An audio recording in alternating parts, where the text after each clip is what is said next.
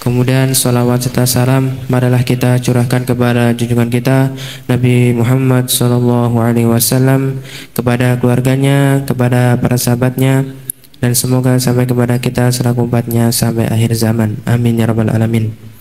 Alhamdulillah, telah datang di tengah-tengah kita adalah beliau Ustadz Wahid Suranto yang akan membersami kita pada kajian malam hari ini dengan materi Tamasya ke Negeri Akhirat. Mari kita awali kajian pada malam hari ini dengan bacaan basmalah bersama-sama. Bismillahirrahmanirrahim. Kepada beliau Ustadz Wahid Suranto kami persilahkan. Bismillahirrahmanirrahim. Assalamualaikum warahmatullahi wabarakatuh. Innal hamdalillah nahmaduhu wa nasta'inuhu wa nastaghfiruh wa na'udzu billahi min shururi anfusina wa min sayyiati a'malina may yahdihillahu fala mudilla lahu wa may yudlilhu fala hadiyalah. Asyhadu alla ilaha illallah wa asyhadu anna Muhammadan abduhu wa rasuluh. Allahumma shalli ala Muhammad wa ala ali Muhammad. Ya ayyuhalladzina amanu taqullaha haqqa tuqatih wa la tamutunna illa wa antum muslimun. Ya ayyuhan nasu taqu rabbakumul ladzi khalaqakum min nafsin wahidah wa khalaqa minha zawjaha wa ba'sa minhuma rijalan katsiran wa nisaa'a wattaqullaha alladzi tasaaluna bihi wal arham innallaha kana 'alaikum raqiba. Ya ayyuhalladzina amanu taqullaha wa qulu qawlan sadida yuslih lakum a'malakum wa yaghfir lakum dhunubakum wa may yuti'illaha wa rasulahu faqad faza fawzan 'azima. Subhanaka la ilma lana illa ma 'allamtana innaka antal alimul hakim. Rabbi shrah li sadri wa yassir li amri wahlul 'uqdatam min lisani yafqahu qawli. Amma ba'd. Bapak Ibu semua, tentu yang pertama kita sangat bersyukur kepada Allah atas semua titipan nikmat yang kita terima hari ini. Selalu saya mengingatkan, nikmat ini adalah titipan, maka pasti yang namanya titipan pada saatnya nanti akan dimintai pertanggungjawaban tentang penggunaannya. Adalah umur kita hari ini titipan dari Allah Subhanahu wa taala, sementara sebagian di antara saudara kita mungkin sudah diambil duluan. Maka umur ini adalah titipan yang pasti ditanya tentang untuk apanya. Kesehatan kita hari ini juga adalah titipan yang pada saatnya nanti akan ditanyai oleh Allah tentang untuk apa sehatnya kita. Maka pastikan sekecil apapun nikmat harus bisa terkonversi menjadi ketaatan kepada Allah Subhanahu wa taala. Kalau kita melihat di dalam kitab Tauhid tentang bagaimana Ibrahim alaihissalam kenapa menjadi orang yang dikategorikan masuk surga tanpa hisab, tanpa azab, salah satunya di antara sekian sebab adalah karena kebiasaan mensyukuri hal-hal yang kecil yang pada umumnya orang lupa atau mengabaikan. Misalnya kesehatan mata kita, kadang-kadang kita merasa karena tiap hari hadir, tiap hari diperbaharui oleh Allah Subhanahu wa taala, kita merasa itu kewajiban Allah. Sebenarnya kan bisa saja Allah ambil. Bangun pagi kita melek, nggak bisa melihat, kan terserah Allah sebenarnya. Tapi Allah kasih lagi dan Allah kasih lagi. Yang seperti ini kadang-kadang kita lupa mensyukuri. Seharusnya begitu kita bangun, alhamdulillahilladzi ahyana ba'dama amatana wa ilaihi nusur, sambil kita meresapi di dalam diri kita tuh begitu banyak nikmat yang diperbaharui lagi. Kaki kita masih bisa bergerak, tangan kita masih bisa bergerak. Itu demi Allah nikmat yang luar biasa. Ini saya yakin bagi yang sudah 40 tahun lewat kerasa banget nih yang begini nih. Gini bang, kalau di atas 40 itu yang dirasa pamernya pamer herbal inilah, balsem lah. Ketemu teman kuliah, piye kondisimu? Sudah ceritanya bab-bab tentang itu. Maka demi Allah, nikmat kesehatan jari-jari kita adalah nikmat yang besar. Ini yang muda-muda yang belum merasakan, mulai belajar dari sekarang bahwa itu nikmat yang besar yang seharusnya kita sangat syukuri. Maka kita berdoa kepada Allah, waj'alni, ya, jadikan aku termasuk orang yang minal qalil, termasuk orang yang sedikit. Orang yang sedikit yang disebut oleh Allah dalam Quran surah Saba ayat ke-13. Wa qalilun min ibadiyas syakur. Dan sedikit di antara hamba-hambaku yang bisa bersyukur kepadaku, kata Allah. Jazakallahu khairan. Maka Bapak Ibu semuanya, monggo kita resapi, seminggu sudah berlalu. Ada bagian yang harusnya terinstal dari kajian sebelumnya, harusnya ada. Nyantol lah rakyat nanggung 10 menit. Dan seharusnya sudah terimplementasikan dalam kehidupan. Jadi masih ingat nih, minggu lalu saya sampaikan tentang apa yang disebut oleh Imam Al-Ghazali dalam kitab Ihya Ulumuddinnya, tentang bahwa yang dekat itu yang akan datang, yang jauh itu nggak pernah datang. Maksudnya apa? Yang dekat adalah hal-hal yang segera kita lewati. Adapun yang jauh adalah sesuatu yang sudah lewat, yang nggak akan pernah datang lagi. Bahwa misalnya subuh kita tadi pagi tidak khusyuk, ya sudah tercatat, nggak akan datang subuh yang tadi lagi, adanya subuh yang besok. Maka kemarin saya singgung, adakah malam Jumat minggu lalu jenengan termasuk yang bangun di ujung malam dan jenengan sholat sepanjang waktu di sisa waktu sahur atau belum? Ini harus dikoreksi Bapak Ibu. Kita ngaji harus punya efek langsung. Sebab apa? Sekali lagi, waktu kita terbatas. Sekali lagi, kalau udah di atas 40 itu terbatas Bapak Ibu. Demikian juga yang muda. Sebagaimana saya ceritakan, adik saya itu 22 tahun meninggal. Artinya tidak menjadi ukuran bahwa tua kemudian lebih cepat meninggal, enggak selalu juga gitu. Begitu banyak orang yang lagi mekar-mekarnya diambil begitu cepat tanpa pernah berpikir ketika berangkat. Maka ingatlah ketika Rasulullah bersabda, jikalau Allah menghendaki kematian seorang hamba di sebuah tempat, maka Allah akan jadikan dia punya keperluan di tempat itu dan dia menuju ke situ, dia menyambut kematiannya. Maka bisa jadi salah satu perjalanan kita dari rumah adalah bisa jadi itu akhir kehidupan kita, Bapak Ibu semuanya. Maka pastikan setiap nikmat harus terkonversi menjadi ketaatan, karena sejatinya memang kita diciptakan dalam rangka untuk itu. Tadi dibacakan oleh Imam surah At-Tahrim. Diingatkan di situ, bahkan Rasulullah SAW diingatkan, mengapa engkau mengharamkan apa yang halal? Apakah demi menyenangkan istri-istrimu? Di ayat satunya, masya Allah. Kadang-kadang begitu Bapak Ibu. Maka malam hari nanti kita akan bahas seputar itu. Bahwa untuk menumbuhkan tempat yang baik, tempat bercocok tanam yang baik terkait dengan akhirat kita, salah satunya adalah keluarga yang baik Bapak Ibu. Jadi jenengan akan merangkai kehidupan setelah kematian, yang kebahagiaannya diantaranya jenengan akan bertemu lagi dengan keluarga. Kalau dalam bahasa hadis dikatakan, engkau akan bertemu dengan mbah-mbahmu yang beriman, dan keturunan kita yang beriman. Kita akan ketemu lagi di surga Aden, dan itu kebahagiaan luar biasa. Kemudian di ayat 6-nya di rakaat kedua dibacakan bahwa selamatkan keluarga kita. Di At-Tahrim ayat 6, selamatkanlah keluarga kita dari api neraka. Jadi ini persoalan kerja tim Bapak Ibu semuanya. Jenengan punya istri, punya anak, maka masing-masingnya punya peran untuk menyambut kematian ini dengan baik. Maka ngaji bersama seperti ini penting sekali. Saya termasuk yang seringkali kalau ada kesempatan mengajak keluarga untuk ngaji. Malam hari ini saya bawa istri saya, karena malam ini nggak ngajar tahsin. Kebetulan ada acara menjelang 17-an, sehingga ngajar tahsinnya libur. Saya bilang ikut aja gitu. Iya ikut gitu. Anak saya juga, Abdullah juga ikut. Membiasakan untuk bahwa ayahnya itu mengajak untuk ke surga bareng-bareng. Kalian juga harus tahu.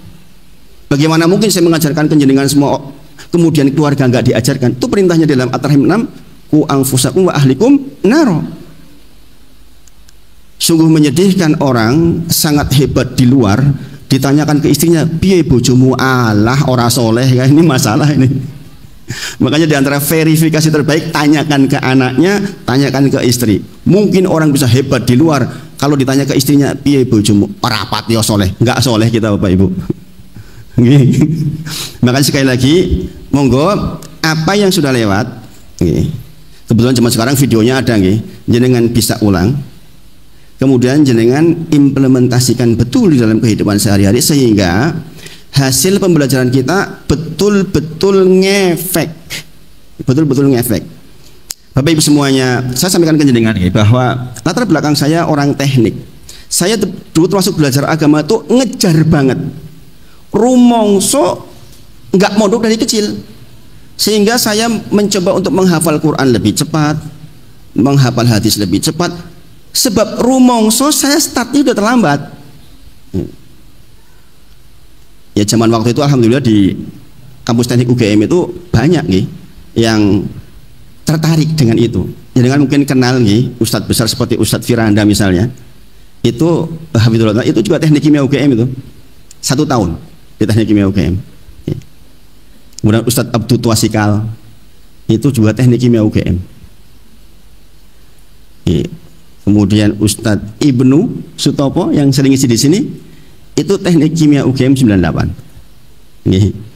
Kemudian Ustadz Ami fikih kontemporer, masya Allah, itu teknik, kalau nggak teknik fisika, teknik nuklir. Jadi di angkatan itu banyak mahasiswa yang merasa saya sangat berkebutuhan ini dengan belajar. Nah, karena mulai belajarnya ketika mahasiswa, akhirnya kita ngebut betul belajarnya. Nah, ini yang saya coba ingin saya sampaikan ke jenengan, bahwa tidaklah penting latar belakang kita apa, tapi bahwa belajar ilmu agama itu betul-betul butuh porsi, butuh waktu, dan butuh serius. Nah, ini yang saya katakan bahwa harus kerja tim dengan keluarga. Ini ada mbak-mbak yang menghafal Quran di sini, masya Allah. Itu sudah startnya sudah lebih baik karena masih muda sudah berkecimpung dengan Al-Quran.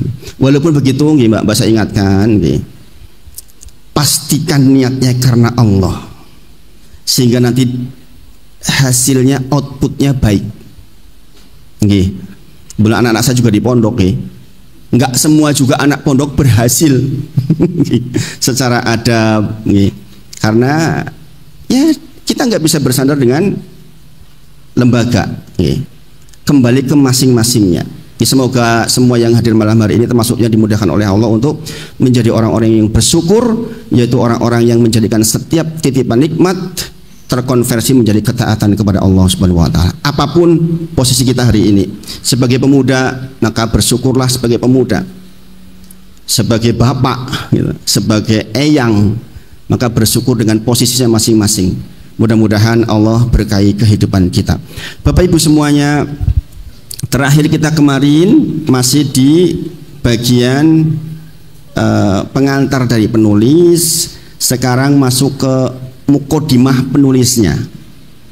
Penting mempelajari mukodimah dari penulis. Kenapa? Sehingga kita tahu peta pikiran dari penulis yang menulis kitab tersebut. Sebagaimana biasa, para ulama membuka dengan khutbatul hajjah. Innal hamdalillah nahmaduhu wa nasta'inuhu wa nastaghfiruh. Jenengan tolong pahami bagian itu. Mengapa setiap ulama kok mengulang-ulang bagian ini? Innal hamdalillah, segala puji hanya milik Allah. Nahmaduhu wa nasta'inuhu wa nastaghfiruh. Cuma nanti jenengan di rumah googling saja. Saya tidak akan bahas dalam tentang khutbatul hajjah, karena ini tidak butuh pemahaman yang dalam. Jenengan baca pun insya Allah bisa dipahami insya Allah. Dulu ketika saya awal-awal ngaji, ketika dibacakan khutbatul hajjah, baru khutbatul hajjah, saya sudah nangis Bapak Ibu, karena disebutkan tentang saya berlindung kepada Engkau ya Allah dari keburukan diri ini. Iya toh, kita tuh asalnya ada hal yang pengennya yang buruk, ingin membuang waktu, dan yang semisal itu. Maka dulu saya malu ketika dibacakan khutbatul hajah oleh pengajar, sudah langsung ya Allah.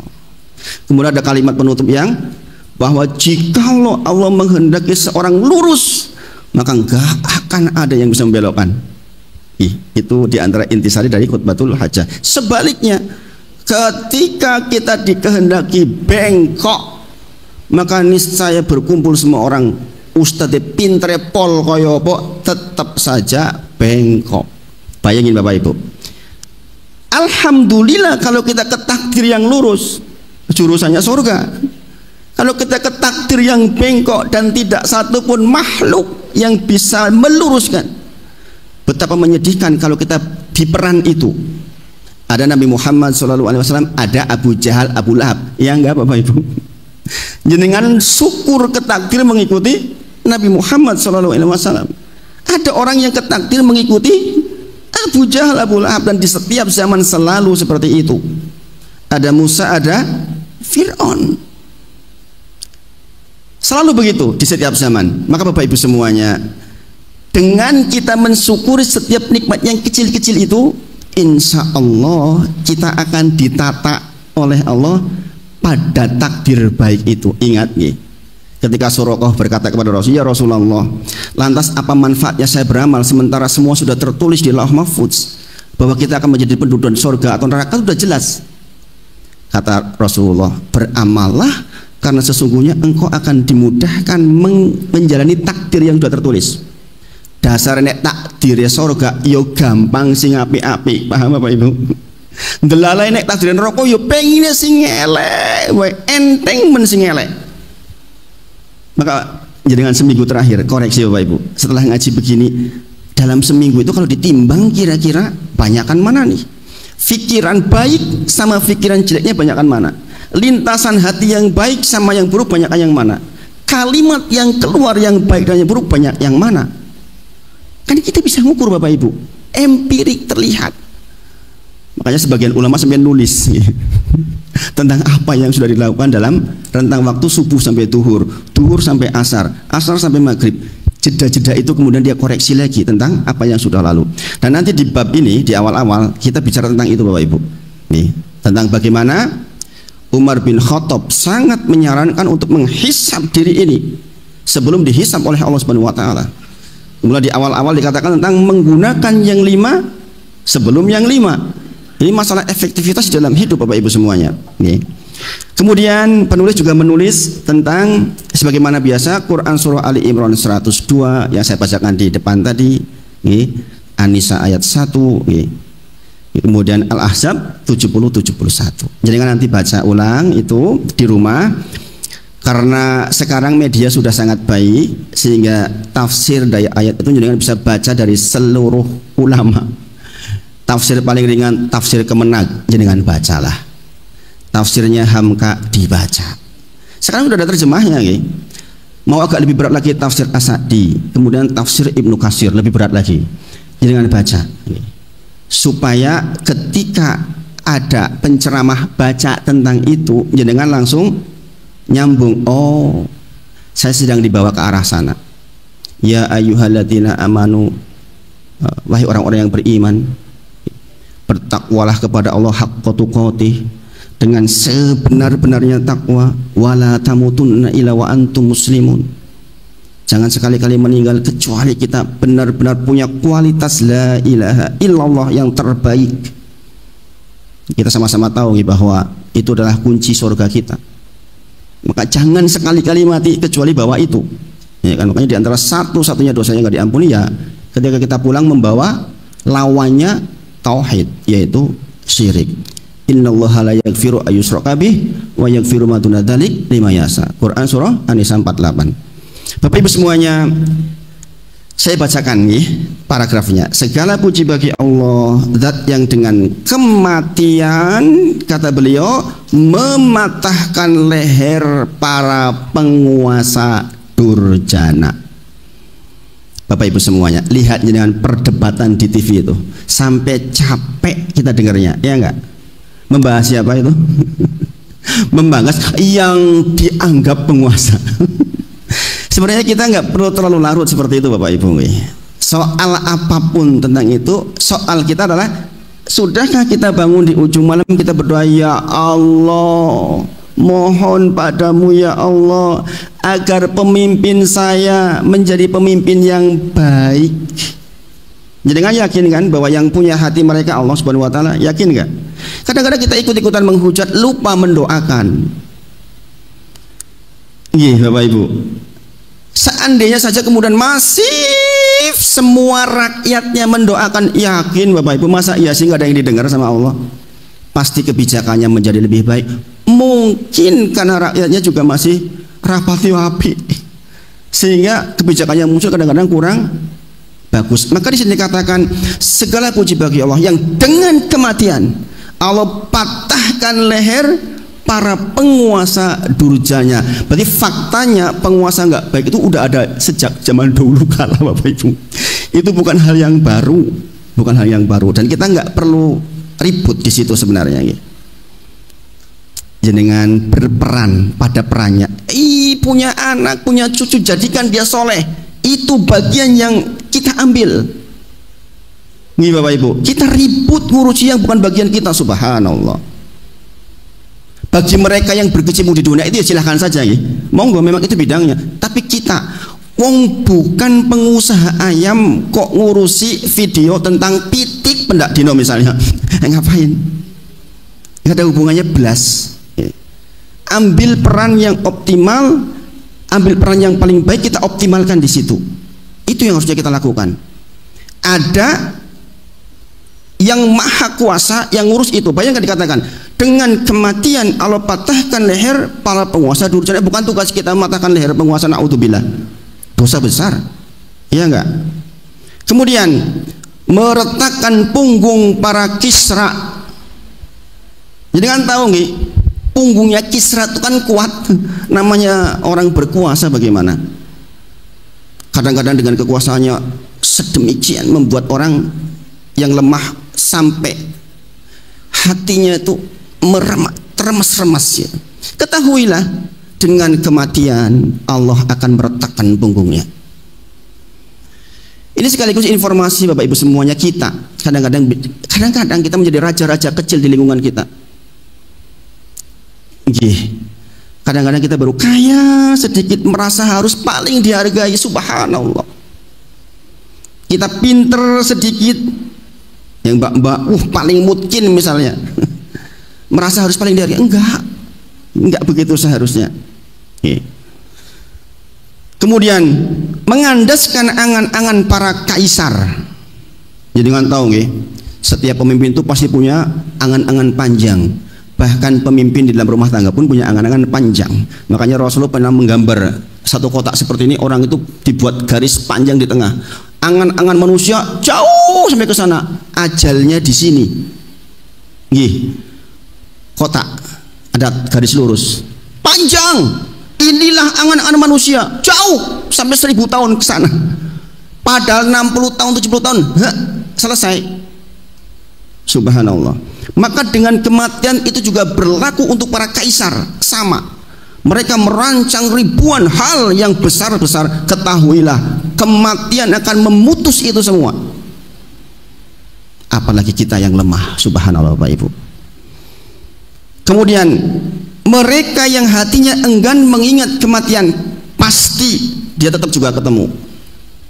Kadang-kadang orang karena nikmat hidup di dunianya enggan mati Bapak Ibu. Bahkan itu pula yang dirayukan oleh iblis kepada embah kita Adam alaihissalam. Diberi was-was oleh setan dengan syajarutil khuldi, dengan buah keabadian dan kerajaan. Subhanallah. Sehingga sebagian kita kadang-kadang tahu bahwa kematian itu pasti datang, tapi kita enggan mengingat. Padahal kita tahu, dikatakan Akyas, sebagaimana saya pernah terangkan, ketika ditanyakan ayul mu'minina Akyas ya Rasulullah, siapa manusia cerdas, maka Rasul menjawab yang paling banyak mengingat kematian dan yang paling baik persiapannya untuk kehidupan setelah kematian, itu yang cerdas. Tapi kadang-kadang kita enggan, apalagi ini uripe pena. Itu lebih-lebih ujian ya Pak Ibu. Nek urip rekoso mbok menawa lah rekoso ya wis ana pole lah arep maling ya mati rampung. Tapi kalau kita kebetulan nyaman. Subhanallah, saya tadi sempat baca informasi ada cucu atau anak dari 9 naganya Kalimantan dibunuh, ditusuk masih muda, 19 tahun kalau nggak keliru. Subhanallah. Mungkin dia nyaman hidupnya. Kemudian Allah ambil sebagiannya sehingga menjadi tidak nyaman. Begitu keadaan memang kehidupan. Sempat baca beritanya enggak itu? Ada itu, subhanallah. Jadi kekayaan tidak membuat dia terhindar dari kematian. Bahkan kematiannya mengenaskan sekali, ditusuk-tusuk seperti itu, subhanallah. Kemudian sehingga ketika janji kebenaran yaitu kematian datang menghampiri, mereka pun ingin kembali ke kehidupan dunia. Dan inilah yang Allah sifati dalam Quran surah Al-Mu'minun 99-100. Hatta idza jaa ahadahumul maut qala rabbirji'un. Ini sebenarnya ayat ditujukan untuk orang-orang kafir ini. Tapi kemudian para ulama menyebut bahwa orang yang kurang bagus pun amalnya sama.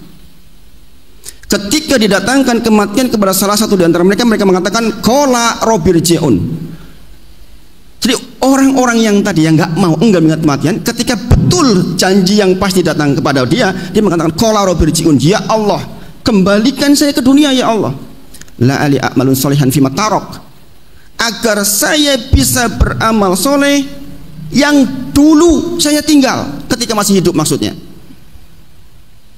Maka sering saya katakan kita nggak perlu meronta-ronta kepada Allah untuk balik kepada dunia, karena kita sekarang faktanya di dunia Bapak Ibu semuanya. Ada waktu tersedia di depan kita, ada kesehatan yang Allah fasilitaskan untuk kita. Sebagian mungkin jangan dibekali harta. Semua itu akan sangat jenengan sesali jika lo nggak digunakan efektif. Mbak-mbak yang segera menghafal Quran, nanti kalau jenengan sudah menikah kondisinya berbeda, susah mikir ekonomi. Pak Edi yang mikir ekonomi, mikir nganter anak dan lain sebagainya, susah. Maka kalau boleh saya mengatakan, andai saya bisa memutar waktu, mending saya ngapal waktu itu. Nggih Pak Edi. Nggih Pak nggih. Andai jenengan bisa putar waktu, jenengan ngapal Quran mboten? Ngapal Quran. Maka jenengan yang masih muda-muda pastikan hafal di kala muda. Nanti kalau udah tua susah. Mempertahankan hafal aja kadang-kadang susah.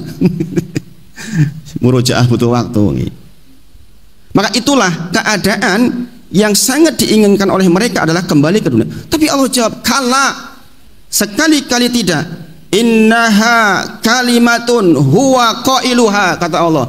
Kalimat yang kau ucapkan itu cuma lamis di lambe saja. Allah nggak percaya. Ini sekaligus ayat ini adalah dalil tentang bahwa ilmu Allah itu meliputi 5 hal. Ini bicara tentang sarah rinci rukun iman di bagian antuk minabil qadari khairihi wa syarih. Di antara pencatatan takdir adalah Allah mengilmui dulu. Allah tahu apa yang belum terjadi, Allah tahu apa yang sedang terjadi, Allah tahu apa yang akan terjadi. Allah pun tahu tentang sesuatu yang tidak terjadi. Seandainya sesuatu yang tidak terjadi itu terjadi, Allah pun tahu bagaimananya. Itu ilmu Allah meliputi seperti itu. Di ayat dikatakan qala rabbirji'un, saya minta kembali ya Allah. Kata Allah, alah fikimung omongan lambemu we. Maksudnya bagaimana? Andelah pun koku kembalikan ke dunia koyo ndek ben meneh, akan malas lagi, nggak sholat malam lagi, nggak sedekah lagi, macam-macam yang buruk-buruk itu. Sehingga Allah tahu tentang apa yang tidak terjadi. Kalau terjadi bagaimana terjadinya, Allah pun tahu tentang semua itu. Maka pastikan jenengan yang sekarang lagi punya kesempatan, jangan sampai pada posisi itu, posisi dimana sangat menyesali kenapa dulu saya nggak berbuat baik, dulu buat orang mati, sekarang buat kita. Gini apa Bapak Ibu? Gini apa dimensinya, dimensi waktunya. Bagi orang mati pengen kembali, itu kan udah mati dia. Bagi kita ya sekarang ini kesempatannya. Innaha kalimatun huwa qailuha wa min waraihim barzahun ila yauma yub'atsun. Sesungguhnya di hadapanmu ada barzakhun, ada penghalang, dinding yang tebal yang gak mungkin kalian balik lagi ke dunia sampai hari dibangkitkan. Maka peluangnya sudah habis saat itu. Ini padahal orang yang sangat enggan bertemu kematian, sangat enggan mengingat-ingat kematian, padahal kematian yang pasti datang, pasti menemui dia. Ketika terjadi, itulah keadaannya Bapak Ibu semuanya. Maka kemarin di minggu lalu kita ingat nih, orang-orang akan takut dengan kematian, tidak dengan orang soleh. Karena orang soleh akan mendapatkan janji dari Allah Subhanahu wa Ta'ala tentang seluruh kenikmatan. Innal ladzina qalu rabbuna Allah tsumma istaqamu tatanazzalu alaihimul malaika alla takhafu wa la tahzanu wa absiru bil jannati allati kuntum tu'adun. Orang-orang yang berkata Rabbku adalah Allah, kemudian dia istiqomah. Ada tambahannya Bapak Ibu, orang mengkondo asyhadu alla ilaha illallah tok, kemudian baru kuwi salat yo buh-buhan gitu. Tapi dia istiqomah, maka malaikat akan datang di 3 keadaan, termasuk diantaranya ketika menjelang meninggal. Kabar tentang sorga yang telah dijanjikan kepada orang-orang tersebut. Maka orang-orang bertakwa itu ada rasa takut, tapi dihibur oleh Allah Subhanahu wa Ta'ala. Kemudian mereka, Bapak Ibu semuanya, dipindahkan dari istana ke kuburan. Bapak Ibu semuanya, kita akan sampai pada posisi itu. Bahkan raja-raja, para kisra, orang-orang yang berkuasa itu akan dipindahkan dari istana ke kuburan, dari terang benderang tempat tidur ke kegelapan liang lahat. Setiap kita akan sampai pada posisi itu, walaupun dengan suge pol-polan. Dari terang benderang tempat tidur ke liang lahat yang gelap gulita. Dari sendau guro dayang-dayang yang meliputi mereka selama ini, yang bisa diperintah-perintah. Subhanallah. Dan anak-anak yang meliputinya ke keganasan kutu dan cacing tanah. Walaupun dia raja, tetap sama Bapak Ibu. Dari kesenangan makan minum dan kegelimangan kegelimangan kotoran.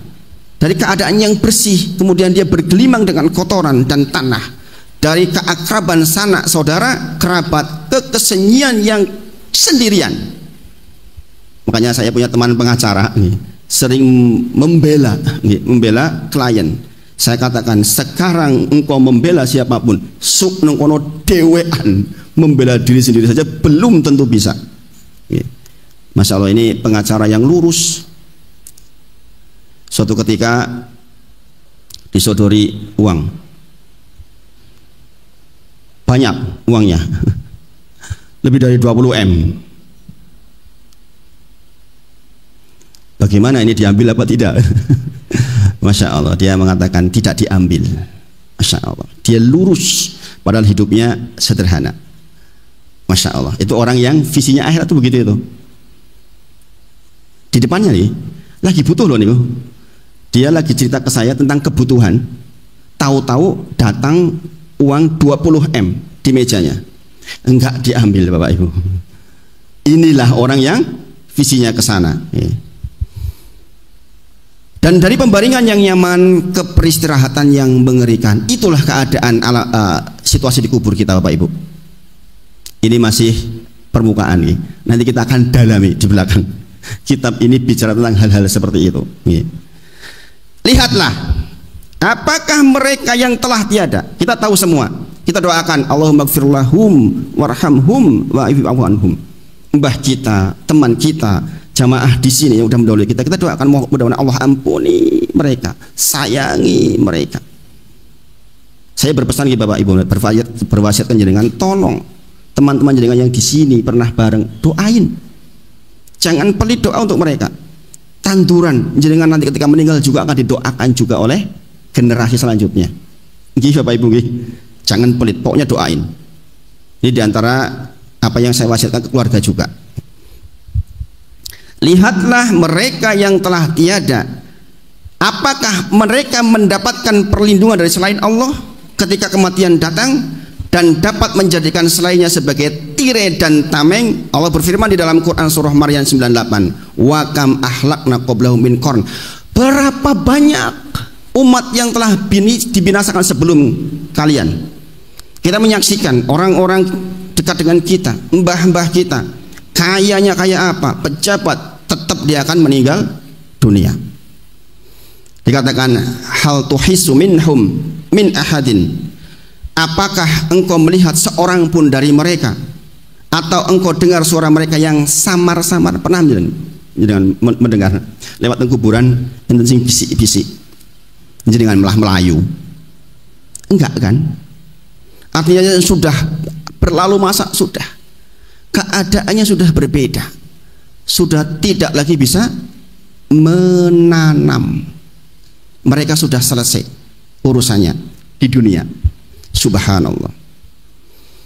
Maha suci Allah, zat yang menyendiri dengan sifat keperkasaan dan kepenguasaan, Al-Aziz Al-Baqi, dan mendominasi kekuasaan dan keabadian. Maka Bapak Ibu semuanya, ini sekaligus menjadi penenang buat kita. Kalaulah pun mungkin kita hidup di dunia mungkin tidak seperti yang kita harap, ketahuilah yang mendominasi kekuasaan dan keabadian adalah Allah Subhanahu wa taala.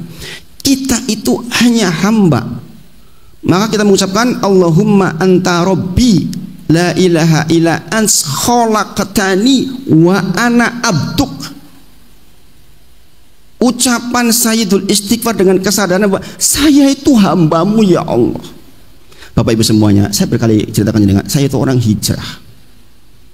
Demi Allah Bapak Ibu, hijrah itu tidak mudah, khususnya ekonomi. Dari serba ada tiba-tiba menjadi serba tidak ada, itu tidak mudah Bapak Ibu semuanya.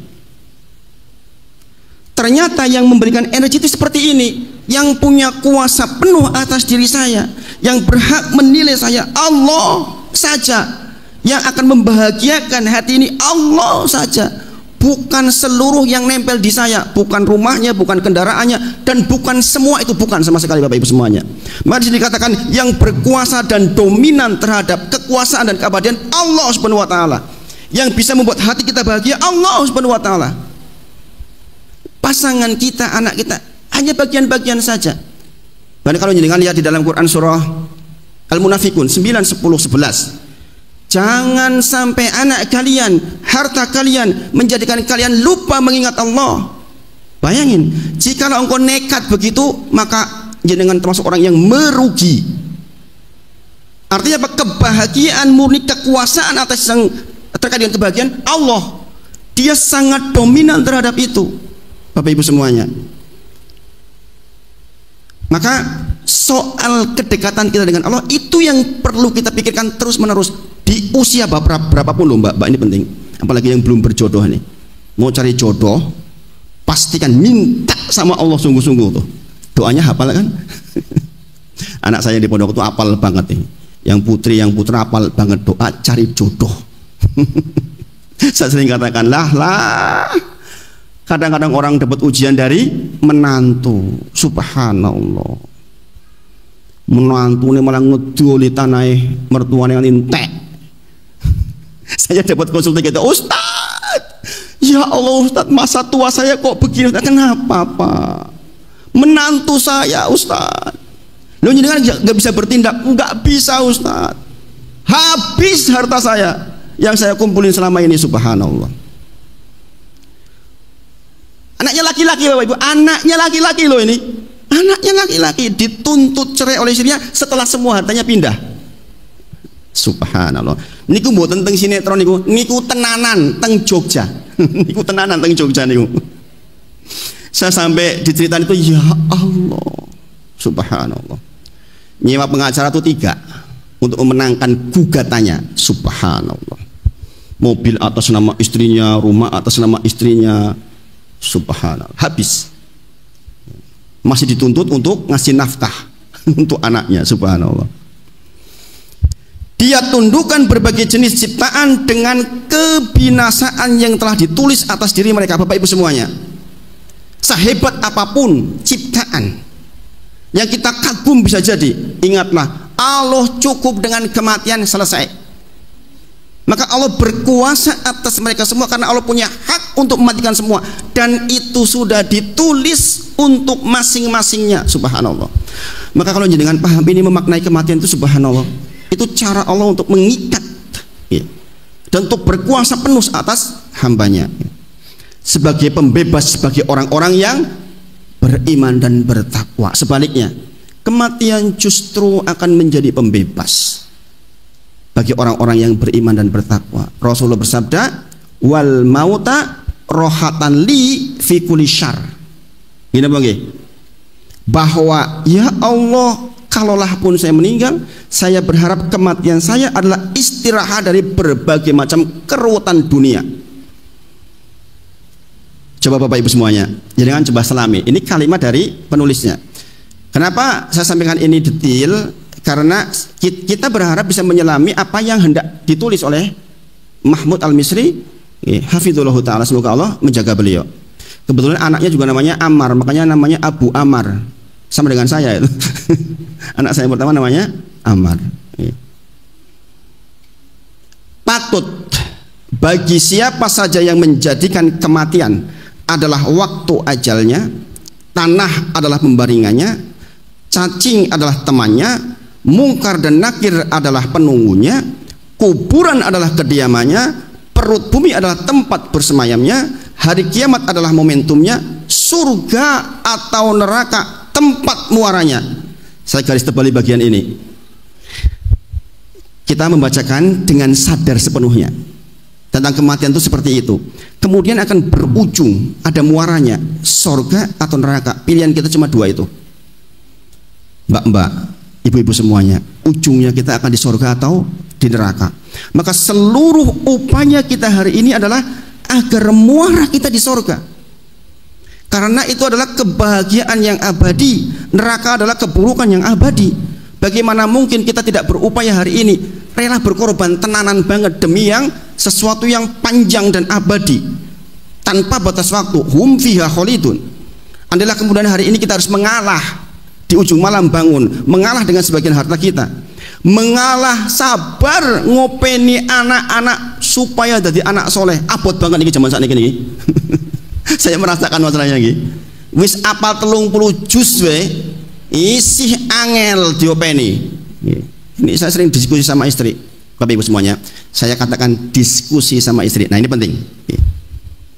Jadi kan tahu persoalan diskusi sama istri itu masuk dalam bab di Imam Bukhari itu tentang bab begadang dalam ilmu.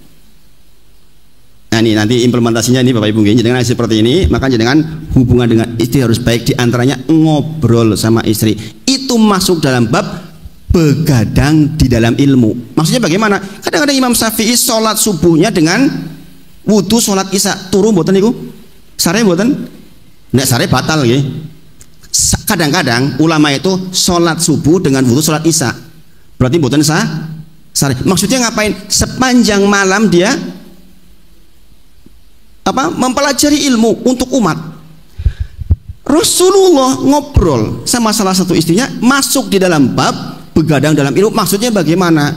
Jangan jenengan pikir ngobrol sama istri itu bukan pahala yang besar. Pahala yang besar. Kita kadang-kadang fail kepada anak-anak kita menjadi berantakan tuh gara-gara kita nggak ngobrol sama istri kita, nggak rembukan. Sekali lagi, saya punya anak 5. Amar yang pernah imam di sini dulu itu sudah 30 juz. Itu pun saya katakan belumlah, saya katakan bagus banget belum, khususnya dalam masalah adab dan akhlak, karena baru menghafal, belum memahami. Mbak-mbak usahakan mulai memahami.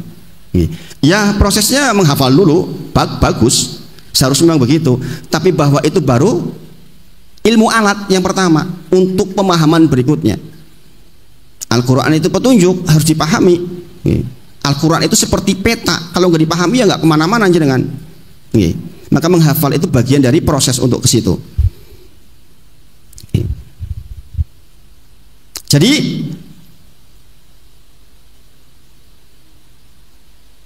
di sini disebutkan oleh karena itu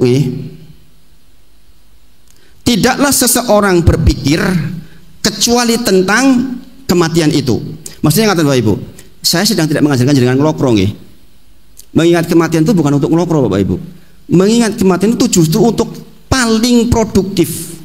Sebab orang cerdas itu orang yang mengingat kematian. Dengan mengingat kematian maka dia produktif. Ibadahnya efektif, hartanya menjadi efektif, perilakunya menjadi perilaku yang pantas ke surga. Bayangin, Rasul bersabda, la yadkhulul jannah, tidak masuk surga. Man, barang siapa, la ya'manu jarohu bawaikoh, yang tetangganya tidak aman dari kejahatannya. Coba, kalau jenengan tahu bahwa jenengan ingin ke surga, kata Rasulullah, la yadkhulul jannah, enggak masuk surga orang yang tetangganya enggak aman dari perbuatan buruknya, entah lisannya, entah tangannya dan sebagainya. Maka jangan perhatikan betapa orang yang mengingat kematian itu akan efektif. Dia pasti punya akhlak yang baik. Ini kasus tetangga, kasus tetangga di dalam kitab Adabul Mufrad di hadis 102 sampai 120-an itu membahas khusus tentang hak tetangga. Yang ternyata disebutkan banyak sekali hal-hal yang terkait dengan surga yang sedang kita bahas ini.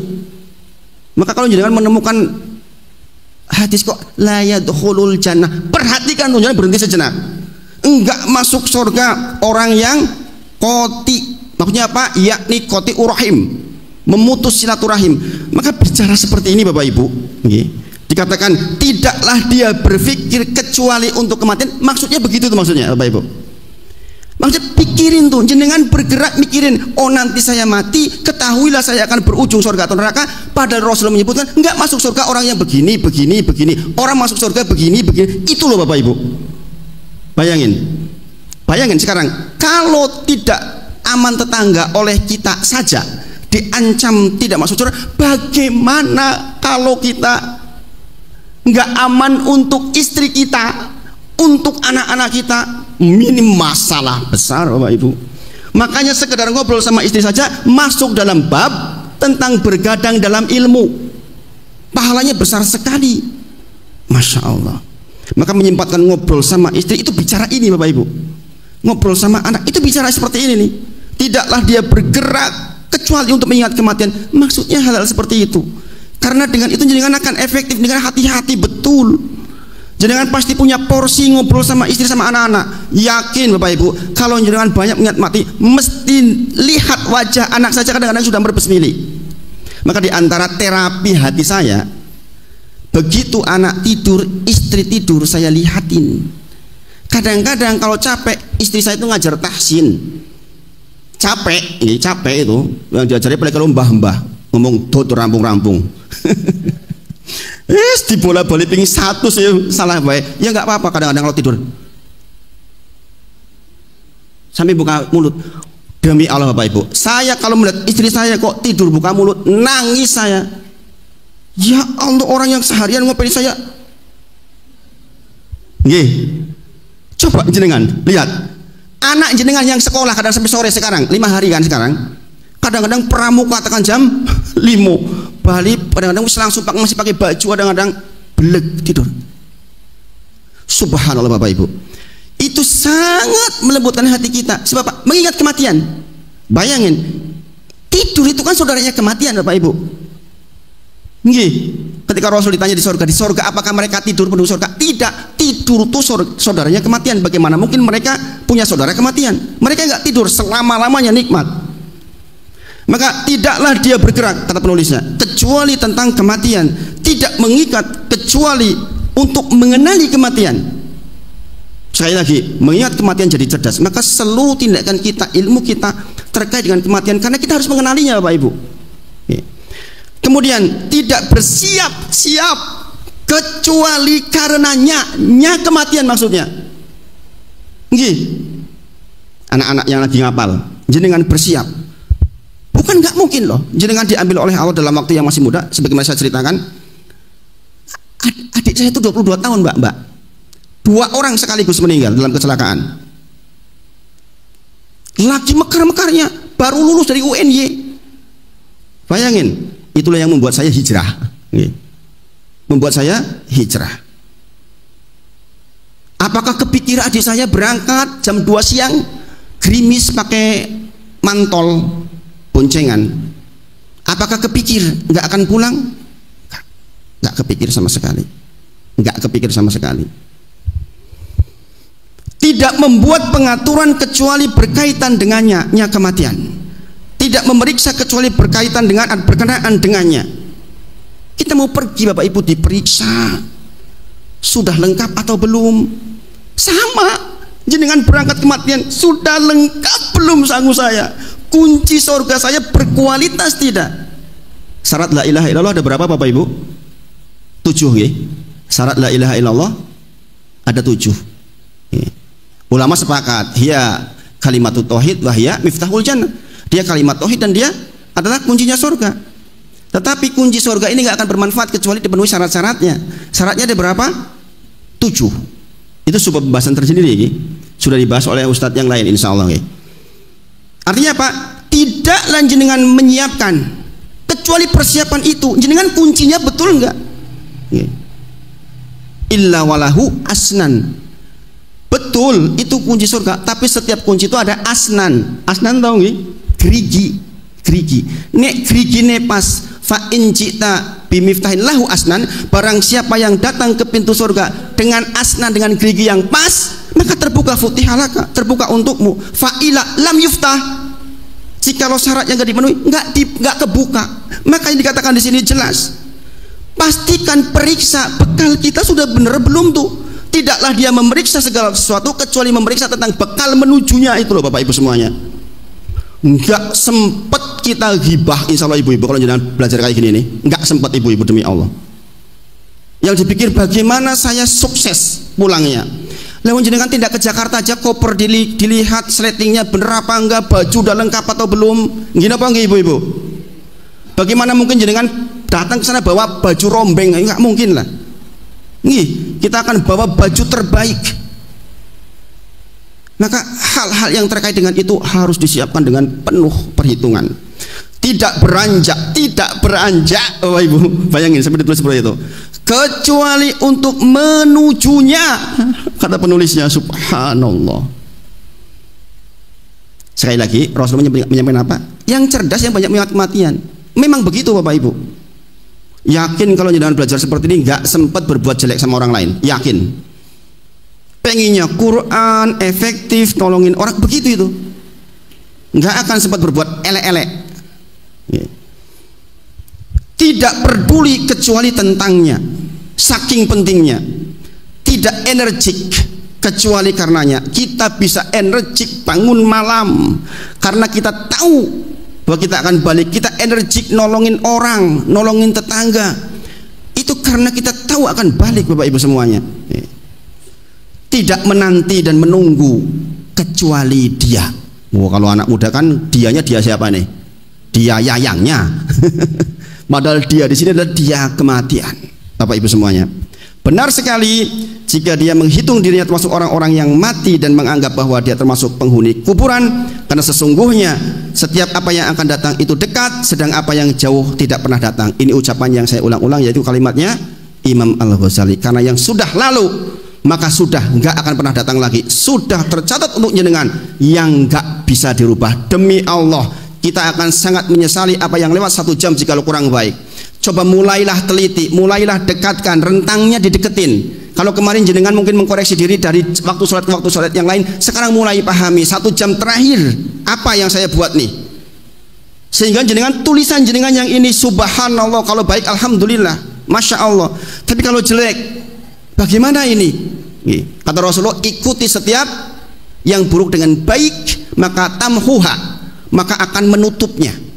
Pastikan kalau kita koreksi 1 jam terakhir kurang api, yang 1 jam ke depan api, tamhuha, maka akan ditutup oleh yang baik itu. Nah ini yang dikatakan tidaklah kita energik kecuali untuk memikirkannya, untuk menujunya, sehingga seluruh pikiran kita, seluruh aktivitas kita betul-betul efektif untuk itu Bapak Ibu semuanya. Masya Allah, kita baru belajar 2 bait aja udah kayak gini nih rasanya nih. Saya yang menyampaikan kemeringat Bapak Ibu, karena merasakan subhanallah, saya sendiri butuh dengan hal kayak gini. Demi Allah saya Bapak Ibu semuanya, saya menceramai bukan untuk jenengan, untuk pribadi saya sendiri. Maka Bapak Ibu semuanya, sebagaimana biasa, Di akhir pertemuan saya sampaikan ilmu yang aplikatif terkait dengan surga dan neraka. Saya masih sampaikan bab tentang tetangga. Yang pertama tadi hadisnya apa? La yadkhulul jannah man la ya'manu jaruhu. Bawa ikoh, ingat Bapak Ibu semuanya, jenengan sudah belajar tentang negeri akhirat. Tujuan jenengan adalah surga. Kata Rasulullah, enggak masuk surga orang yang tetangganya tidak aman dari perbuatan jahatnya. Maka kita tahu ada seorang wanita, dia sholat malam, dia puasa termasuk puasa sunnah, tapi tuh dijironaha bilisaniha, tapi dia menyakiti tetangganya dengan lisannya. Kata Rasulullah, la khairu fiha. Ya, perhatikan, sholat malam yang nggak kepake, sedekahnya nggak kepake, puasanya nggak pakai. Kata Rasulullah, la khairu fiha, nggak ada belas kebaikan di orang itu. Gara-gara apa? Gara-gara menyakiti tetangganya dengan lisannya. Mungkin dia orang hebat, mungkin dia tinggi kedudukannya, dia menganggap bahwa kalimatnya gak menyakiti orang lain. Subhanallah, kadang-kadang karena kedudukan, karena kekayaan orang, kadang-kadang gampang banget tuh kayak gitu tuh. La khairu fiha. Sementara dibandingkan adalah seorang wanita yang dia sholatnya maktubah, sholat wajib, dia sedekah bi asfari sedikit, nggak banyak, tapi dia nggak pernah menyakiti tetangganya, maka kata Rasulullah, hiya min ahlil jannah. Maka Bapak Ibu semuanya, saya berharap mudah-mudahan ini terimplementasikan dalam kehidupan jenengan. Jadilah orang yang punya adab yang sangat baik setelah belajar ini, karena nanti kalau jenengan turut sampai ke halaman terakhir, isinya hal-hal seperti ini. Jenengan harus menjadi orang yang baik betul, karena itulah yang akan menjadikan jenengan bermuara di muara surganya Allah Subhanahu wa taala. Ini yang sampaikan malam hari ini Bapak Ibu semuanya. Mudah-mudahan yang sedikit ini bermanfaat. Kita tidak ngejar selesai Bapak Ibu, ngejar paham. Nih, mudah-mudahan bermanfaat. Mohon maaf sekali lagi jika ada hal kurang pas di hati. Wa akhiru da'wana alhamdulillahirabbil alamin. Assalamualaikum warahmatullahi wabarakatuh. Waalaikumsalam warahmatullahi wabarakatuh. Alhamdulillah, kajian telah usai. Kami ucapkan jazakumullah khairan katsira kepada Ustadz Wahid Suranto yang telah menyampaikan materinya.